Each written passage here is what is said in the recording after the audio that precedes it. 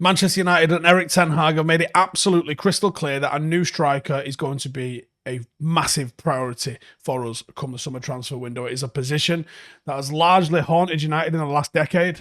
Was RVP the last good one that we signed? United need a goal scorer. They need someone that can be the focal point of the team and actually be a bit of a match winner on his day. Now, I've been doing the research, and obviously we've got another name for you guys to check out right here, and I think he's a very exciting prospect. So we've tried Stopgap. We've tried Stopgap. We've tried Stopgap. We've tried them just buying them. We've tried getting them on free transfers. We've tried getting them on loan. And there probably hasn't been a reliable top draw centre forward since Robin van Persie left us. And it includes Zlatan in that as well. I thought he was individually successful, but the team didn't really succeed with him in the nine. Top strikers are playing for all our European rivals, and it's the one area of the pitch that can make such a massive difference. You got a guy that you can rely on to put the ball in the back of the net. You're halfway there. You really are. And in a game of fine margins, a top-class striker can tip the balance, stop those draws, make them become wins, and even snatch draws and victories from the jaws of defeat as well for you.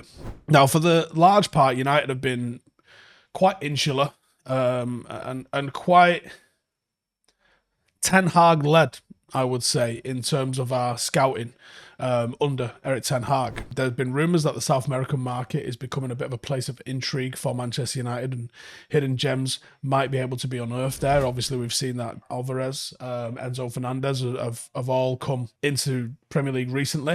And there's another name that I think is going to be making some massive, massive waves hailing from the same place. And United have been heavily linked to a move with Harry Kane in the summer, and I think he'd probably be a success for United, but not long term. You would have to replace him again in 2-3 seasons, I think.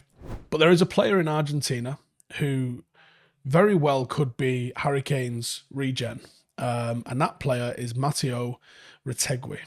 So he's a striker.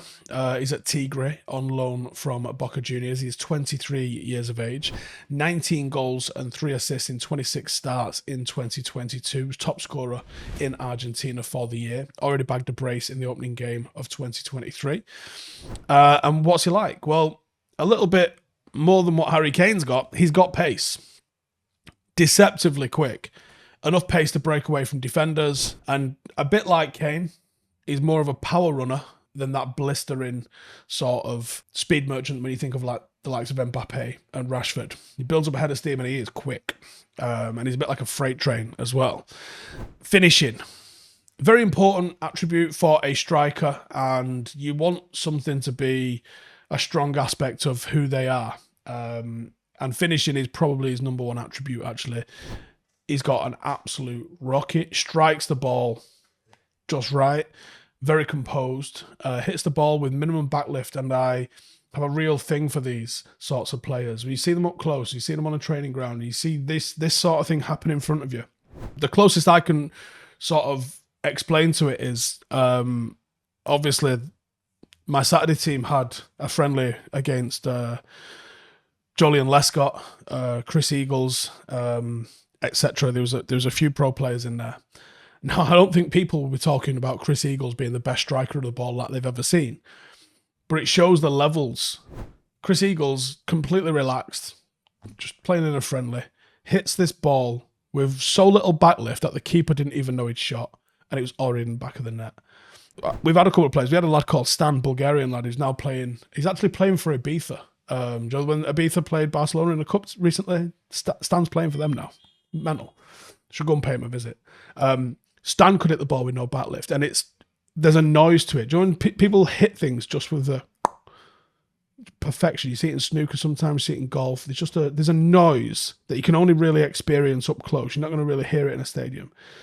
Mateo's got this. He's got this weird sort of, hits it on the wrong beats, hits it weird. Like, you don't see him wind up, so you don't know the shot is coming.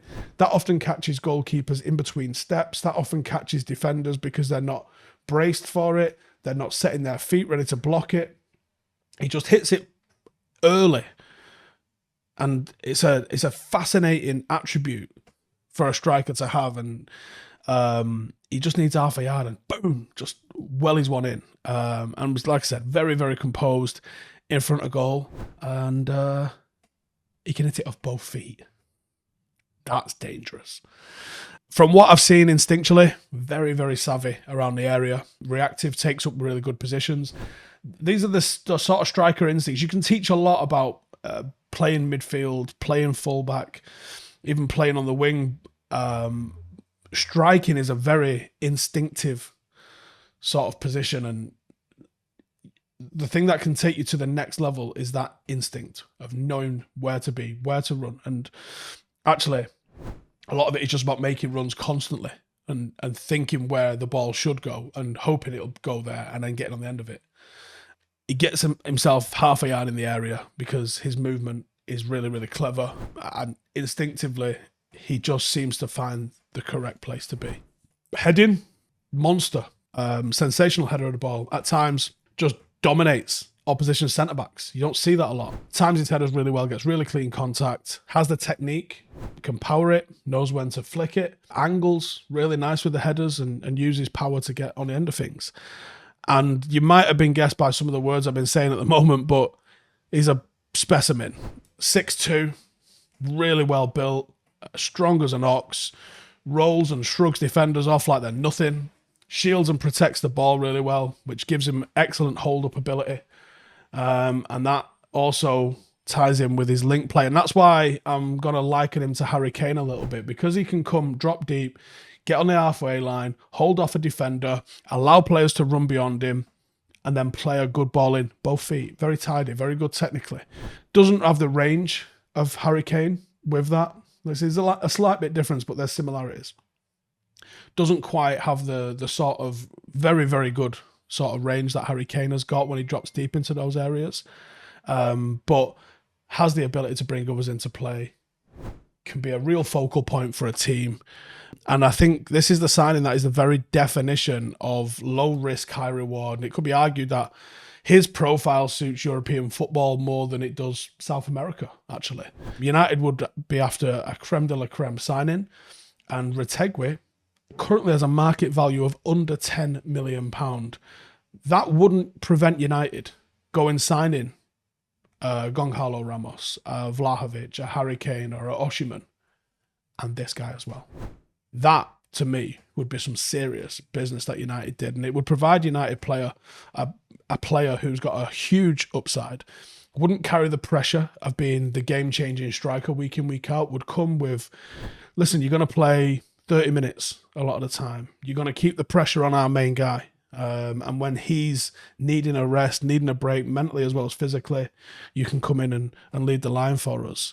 So Mateo Retegui, let's get in the comments. Let me know, is he going Chelsea, Benfica, or Borussia Dortmund? And if you lot work for the clubs, are watching, just reach out to us. We can do all this for you. Or send it to someone at United and say, listen, track record's outrageous. Here's another one. Get in there early before he goes to Dortmund. I'll see you in the next one. Hey, thank you for watching the video. If you are new around these parts, then don't forget to subscribe. My channel is proudly supported by my community on Patreon. If you'd like to get a little bit of extra content, a Discord group, meetups, five-a-side games, weekly podcasts, behind the scenes, and even an occasional bit of transfer news as and when I get it, then for the price of a pint, you can show your appreciation for the content that we make and get some goodies for doing so as well. Check the link in the description or click the button right here. You'll also find all of my socials here too if you want to follow me on any of those platforms. Nice one.